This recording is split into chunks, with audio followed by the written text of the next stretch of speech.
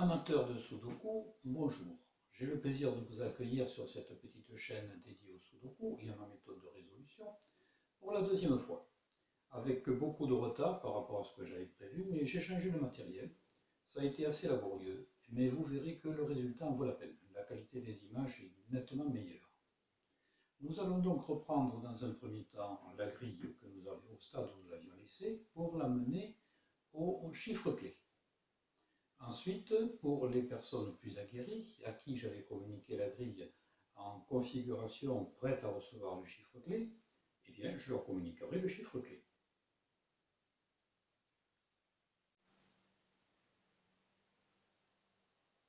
Reprenons notre grille à l'endroit où nous l'avons laissée, c'est-à-dire ici. Nous voyons que sur ce carré, il nous faut un 9. Or, le 9 qui se trouve ici interdit le 9 sur ces trois cases. Donc le 9 ne peut se trouver qu'ici. Et sur le carré ici, le 9 ne peut donc pas se trouver ici, il ne peut pas se trouver là, il va donc se trouver sur l'une de ces trois cases. Et sur ce carré, il ne nous reste plus que trois cases vides, qui ne peuvent contenir que le 4, le 5 et le 7. Nous allons donc positionner ces chiffres, le 4, et ici c'est un petit peu particulier. Nous ne pouvons pas avoir le 4, puisqu'il y a un 4 ici. Nous ne pouvons pas avoir le 5, puisqu'il y a un 5 ici. Nous avons donc obligatoirement le 7. Et ici le 5. Alors le 4 et le 5 sont obligatoirement sur l'une de ces deux cases. Ils ne peuvent pas être ailleurs. Et cela nous ouvre encore de nouvelles perspectives, puisque nous voyons que sur ce carré, nous ne pouvons pas avoir de 4 sur cette ligne, puisque nous venons de trouver un 4. Ce 4 interdit également sur cette ligne-là. Il ne peut donc être qu'ici. Mais nous avons un 4 ici. Donc le 4 sera ici. Et nous continuons toujours à développer comme d'habitude. Ce qui fait que ce 4 interdit un 4 ici. Ce 4 interdit un 4 ici. Et donc le 4 se trouvera sur l'une de ces deux cases. Il ne peut pas se trouver ailleurs. Alors, continuons à développer tout cela. Sur la colonne C2, il nous faut un 9 sur cette colonne-ci. Or, le 9 ne peut pas se trouver ici, puisqu'il y a un 9, ni ici, à cause de ce 9. Il est donc obligatoirement ici. Alors, toujours le même principe. Ici, nous avions un 9 qui devait se trouver sur l'une de ces deux cases. Mais nous avons trouvé un 9 ici.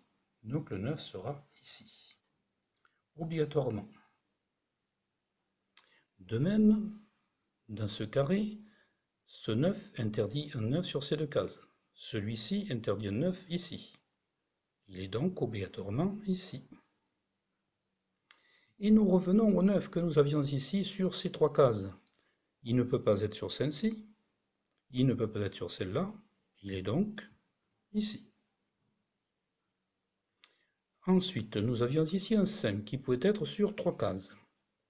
Il ne peut pas être ici, nous venons d'y mettre un 9. Il ne peut pas être ici, puisque nous avons trouvé un 5 là. Donc nous mettons notre 5 ici.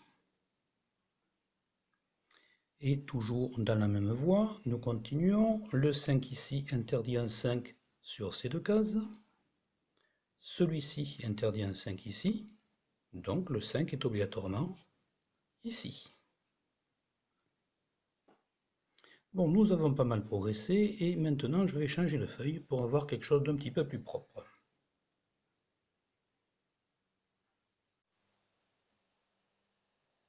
Voilà, une feuille un petit peu plus claire et propre. Alors, reprenons nos chiffres. Dans ce carré, il me manque un 1. Or, nous avons un 1 ici. Donc, le 1 ne peut se trouver que là. De même, dans ce carré, il ne pourra pas être ici, il sera donc sur l'une de ces deux cases. Et ici, eh bien, nous pouvons tout simplement compléter. Nous avons deux cases pour deux chiffres. Il nous manque donc le 2 et le 7. Nous ne savons pas sur quelle case précisément ils se trouvent, mais ils sont obligatoirement tous les deux sur ces deux cases-là. Ici maintenant, sur ce carré et sur cette ligne, nous avons une ligne pratiquement complète, sauf 2 chiffres. Elle va donc être facile à compléter, il ne nous manque plus que le 2 et le 6. Le 2 ne peut pas être ici, à cause de ce 2. Donc nous positionnons un 2 ici, et un 6 là.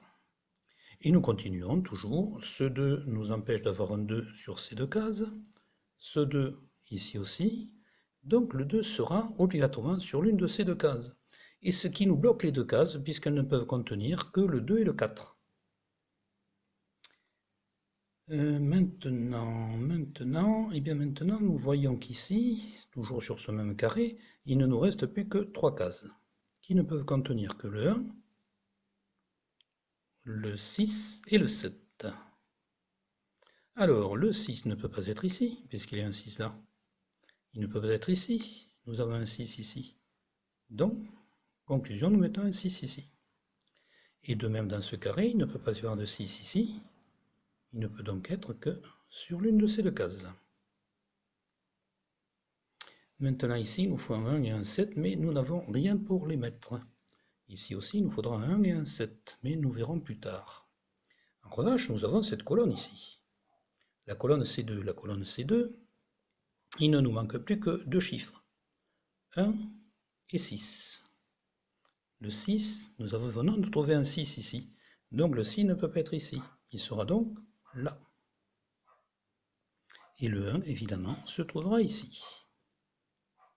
Alors maintenant, nous avons, ici nous avions dit 1 et 7.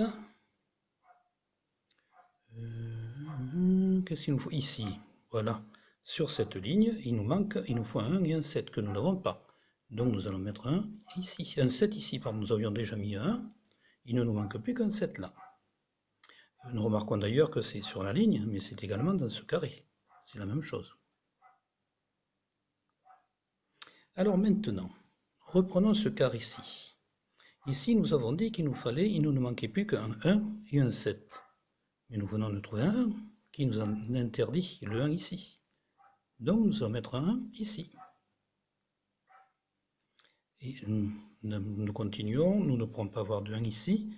Nous ne pourrons pas avoir de 1 là non plus à cause du 1. Donc nous aurons un 1 qui se trouvera sur l'une de ces 2 cases. Et puis surtout, ici nous pouvions avoir un 1 et un 7. Mais ce 1 interdit le 1 ici. Donc le 1 va se trouver ici. Et le 7 va se trouver là. Eh bien, tout ça est pas mal. Alors, nous continuons encore ici, sur ce carré. Il ne nous manquait qu'un 7. Ben, il est obligatoirement ici. Et il nous complète ce carré ici, puisque le 7 ne peut pas se trouver là. Donc le 7 sera obligatoirement là. Ici ou là. Nous aurons le 6 et le 7 sur l'un ou sur l'autre.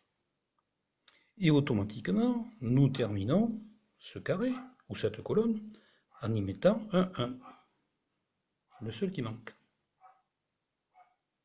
Voilà, et bien nous avons pas mal avancé, nous avons pas mal progressé. Et nous en sommes maintenant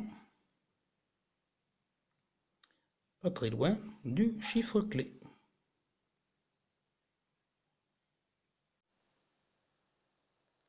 Notre grille est maintenant quasiment complète et je ne vois plus grand chose à rajouter. Si une petite chose, dans ce carré ici, nous voyons que le 1 ici interdit un 1 là, donc nous avons un 1 obligatoirement sur l'une de ces 3 cases.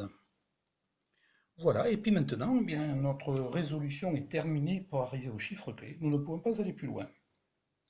Et pour avoir une grille un petit peu plus propre, voilà ce que ça donne. Voilà la grille parvenue au chiffre clé. Si vous vérifiez, vous verrez qu'elle correspond exactement à celle que j'ai montrée la semaine précédente pour les personnes qui sont plus aguerries, qui sont plus avancées en termes de Sudoku. Et pour ces personnes-là toujours, ben, je vais vous présenter le chiffre clé. Alors, c'est toujours la même grille, avec simplement un chiffre supplémentaire qui est ce 4 là. Et si vous reprenez ce 4, si vous reprenez les techniques, les méthodes que j'ai utilisées jusqu'à présent, eh bien vous arriverez jusqu'à la fin. C'est ce que nous ferons la prochaine fois.